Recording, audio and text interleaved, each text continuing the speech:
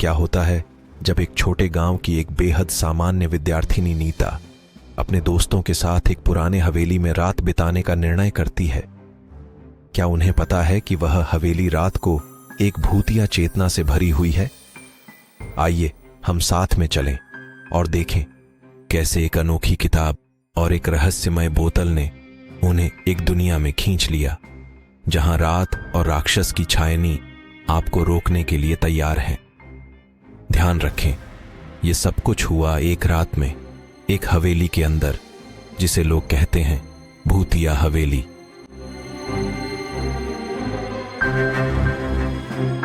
रात का समय था और एक छोटे गांव के एक विद्यार्थिनी नीता अपने गांव के पास एक पुराने हवेली में अपने दोस्तों के साथ रह रही थी। यह हवेली सुनसान और डरावनी थी, लेकिन उन्होंने उसे एक रात के लिए किराए पर ले लिया। जब रात अंधेरे में ढली तो वे दोस्त खुदाई के लिए बाहर गए। हवेली के बाहर एक पुराने पिपल ट्री के नीचे वे एक जड़े बोतल को देखते हैं जिसमें रक्त भरा हुआ है। नीता ने सोचा, ये कैसी अजीब चीज है, और उसने दोस्तों से कहा, हमें इसे देखना चाहिए। जब उन्होंने वह बोतल छूनी तो वहां से एक आत्मा की आवाज आई, तुमने मेरे रक्त को हिलाया है, अब तुम्हें मेरे साथ रहना होगा। वे सभी घबराए हुए हवेली की ओर दौड़ते हैं, लेकिन दरवाजा खुद बंद हो जाता है।